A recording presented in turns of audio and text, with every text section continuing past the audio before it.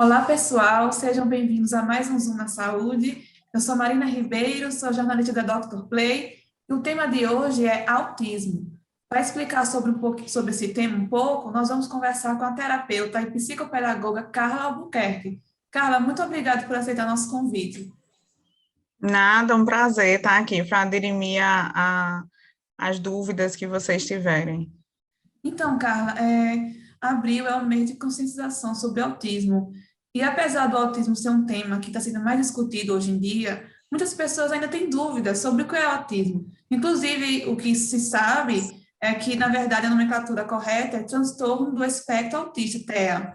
Então, explica para a gente o que é o TEA e quais tipos de transtorno, quais tipos de distúrbio fazem parte dessa classificação. Olha só, transtorno do espectro do autismo, ele fala justamente que é um espectro pela diferença de diagnósticos, por exemplo. Se a gente for diagnosticar um síndrome de Down, por exemplo, é a trissonomia do cromossomo 21 e até no fenótipo eles são todos iguais, nem ter os olhinhos puxados, a gente consegue visualizar essa questão do transtorno. No autismo, a gente chama de espectro porque cada criança, cada indivíduo é diferente do outro. Os aspectos que são englobados no atraso em um indivíduo é totalmente diferente do outro. Por isso que é chamado de espectro, e não só transtorno do autismo, por exemplo, porque transtorno do autismo é uma coisa bem pontual, mas aí a gente tem um espectro que é uma linha bem diversa de características, né? E o autismo, ele é um transtorno do neurodesenvolvimento, né? Ele afeta várias áreas, linguagem, psicomotor, desenvolvimento cognitivo. Por isso que é o espectro, porque nem todos os autistas têm todas essas características. Tem uns que falam, tem uns que não falam. Há muito pouco tempo, né, atrás, a gente está vendo que está tendo discussões sobre autismo, mas até muito pouco tempo atrás, a gente sabia que autismo era aquele que não falava, que ficava lá no seu mundo, né? E graças a Deus, assim, com os estudos e com a ciência, a gente vem avançando bastante, e esses mitos realmente estão sendo todos desmistificados. Você falou das características dos autistas, dos portadores do TEA. Então, assim, me explica, quais os sinais apresentados, como identificar o TEA? Tá, a gente luta muito, Marina, por diagnóstico precoce, tá? Porque a gente entende que quanto mais cedo for diagnosticado o TEA, por conta da plasticidade neural, a gente chama, nós especialistas chamamos de mielinização cerebral, né? O cérebro, ele está em desenvolvimento, então, nesse momento é importante a gente fazer diagnóstico, certo? Para que essas características sejam trabalhadas e sejam talvez até imperceptíveis. Hoje a gente já consegue diagnosticar autismo, olhar em relação a até bebês. Hoje a gente tem rastreios em bebês de 6, 7, 1 ano de idade, né? Normalmente aqui no Brasil, eu estou falando a nível dos Estados Unidos, que é da onde a gente bebe na fonte desses estudos. Aqui no Brasil, a gente vê que na faixa dos 2 aninhos, a gente já está conseguindo diagnosticar, que é aquele período que a criança entra na escola. Então, quando entra na escola, a gente vê as divergências. Carla, eu como pai em casa, como mãe, como tia, o que é que eu posso observar? A criança não responde ao nome. Você fala, fulano, fulano, e ela não responde ao nome. Ela não tem aquela troca social gostosa que as crianças têm. Então, você faz uma brincadeirinha, ela sorri, ela tem uma responsividade. No autista, nos primeiros sintomas, a gente não consegue visualizar. Nas pesquisas americanas que a gente tem acesso, até a parte da amamentação, que a gente chama aquele namoro da amamentação, que a criança fica com contato visual centrado na mãe, que tem aquela troca, ela é prejudicada quando a criança tem características autísticas, quando o bebê tem características autísticas. Então, os principais, hoje a gente trabalha com a díade, Marina, da questão do diagnóstico do autismo, que seria a comunicação social, porque antes era só linguagem, comunicação. Hoje a gente fala de comunicação social. Ele tem que se comunicar, ele tem que, né, fazer as trocas e movimentos restritos e repetitivos, que é tão característicos dos autistas, que são apegos à rotina, eles só gostam daquele copo, daquele prato, eles não conseguem mudar uma rotina. Então, se ele está acostumado a ir todo sábado para a casa da vovó e o pai muda o caminho, ele começa a entrar em crise. Então, as principais características são essas: comunicação social e interesses restritos e repetitivos. Então, você citou a escola e é um ambiente, né, que pode ser muito difícil para as crianças com autismo. Então, assim, eu queria saber como é feito esse tratamento a partir do momento que os pais levam a um especialista e esse diagnóstico é positivo, como é feito o tratamento e como a escola e a família também podem auxiliar nesse tratamento. Olha só, hoje aqui, eu digo a nível de Paraíba, né? De Paraíba, eu digo até a nível de Brasil. Hoje, o único tratamento comprovado cientificamente para a eficácia do autismo é a terapia ABA.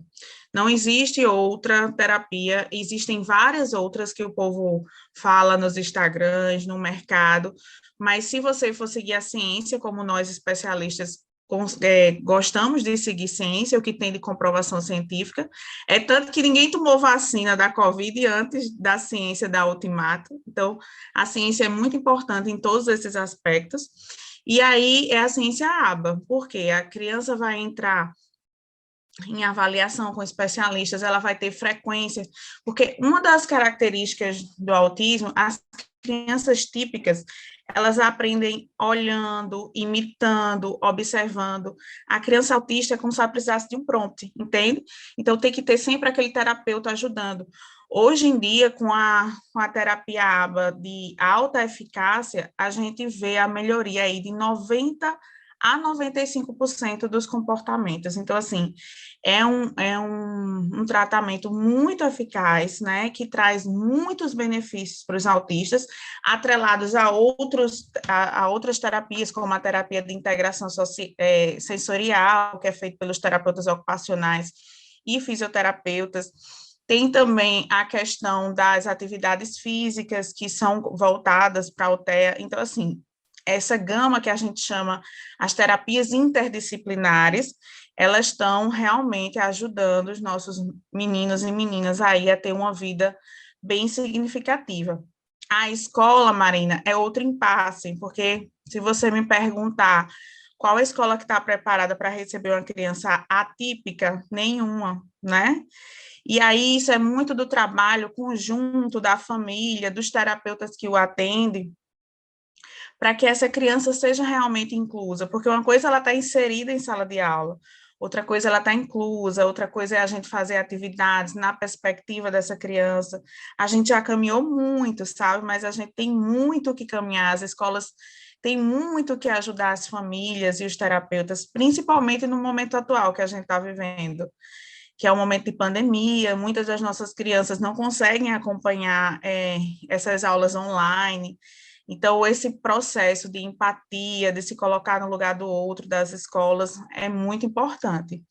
E as famílias, eu digo muito que elas são um ponto principal, porque não adianta os terapeutas passarem a semana todinha trabalhando, falando, aí chega o final de semana, os pais não participam, em casa fazem os procedimentos errados. Então, assim, a participação e engajamento das famílias é importantíssimo. Eles precisam ajudar esses terapeutas quando eles têm esse diagnóstico, entender as orientações, né? Para que esse desenvolvimento seja mais eficaz, porque não adianta, eu digo, a minha fono fala, ele tem um problema no palato, não pode, ele já está com dificuldade de falar, ele não pode usar chupeta. Aí ele passa só a terapia sem chupeta. Chega em casa dá a chupeta, um exemplo, tá, que eu estou dando. Então, a gente precisa muito dessa participação familiar, desse apoio, para que as coisas andem, né, para que o desenvolvimento realmente seja efetivo e eficaz. Nós falamos aqui mais sobre diagnóstico com crianças, mas no caso, se o autista ele não é diagnosticado enquanto criança, quais as implicações do TEA na vida adulta? E ele ainda pode ser tratado mesmo na fase adulta? Recentemente a gente fez uma entrevista com uma autista de 40 anos. Ela teve o diagnóstico dela com 38 anos de idade. Então, o impacto, isso, o que eu vou falar agora, é realmente o que ela falou na nossa entrevista. Ela falou: eu me sentia um peixe fora d'água. Eu achava que eu tinha alguma coisa errada, como ela falava, e ela é uma autista de altas habilidades, por exemplo, muito inteligente, tirava muito, ela não tinha problemas nessa parte de aprendizagem. O problema, por isso, lembra lá no começo que a gente falou sobre o espectro? Então, essa adulta, ela não tinha nenhum problema na parte cognitiva, ao contrário, altas habilidades, aprendia tudo muito rápido, e quando a criança aprende tudo muito rápido, lá, né, criança e adolescente, a gente faz, tá ótimo, ela só não socializa, só que isso, para ela, foi muito importante a entrevista, e ela falou assim: eu passei a minha infância toda sem nenhum amigo, minha adolescência toda sem nenhum amigo quando eu entrei na faculdade, porque na faculdade realmente, né, a gente consegue ser mais empático, você se coloca no lugar do outro, e como ela era muito inteligente, então muitas pessoas se juntavam a ela para fazer as atividades, né? Então, esse impacto é o maior na vida, assim, se a gente não diagnosticar, porque eu tenho alguma coisa, mas não sei o que eu tenho. Então, passam a vida toda. Ela disse que foi um divisor de águas na vida. Hoje ela é militante, né? Fala muito sobre autismo. Depois, vocês podem até ir lá no Instagram dela, é Autista que Fala. É maravilhoso, assim, que a gente entender o autismo pelos olhos do autista é melhor ainda. Não é? Nós especialistas, eu digo muito, nós somos coadjuvantes, né? Realmente, quem sabe o que passam são eles. E aí ela falou sobre isso. Então, o impacto é muito grande na vida, porque ele não entende porque ele não socializa, ele não entende. Ela falou que ela até hoje não consegue falar com mais de duas pessoas ao mesmo tempo, que o cérebro dela entra em parafuso. Então, entender isso e saber, porque não é, porque, esse é antissocial, né? A gente diz muito isso. Uma pessoa às vezes não consegue socializar, ele é antissocial, a gente tem que investigar, porque senão vai ser uma vida toda de sofrimento, como tem muita gente aí que é déficit de atenção e passa a vida toda achando que é burro. E não, eles têm uma patologia. A gente diz muito, se a gente julgar um peixe pela capacidade dele de subir em árvores, ele vai passar a vida dele toda pensando ser estúpido, mas a capacidade dele é nadar. Então, a gente precisa entender as capacidades e as potencialidades para ajudar tanto os autistas crianças como os autistas adultos. E existe muito uma virada aí, muitos autistas estão sendo diagnosticados agora, tanto na adolescência como na fase adulta, porque a ciência está evoluindo muito. Então, eles olham, e nós temos hoje uma arma muito poderosa que é a internet. Então, ele vê uma entrevista dessa comigo, ele fala, caramba, eu me enquadro nisso, e vai investigar. Então, eu acho que a gente está evoluindo muito nesse sentido. Carla, eu queria te agradecer bastante por falar com a gente sobre esse tema tão importante.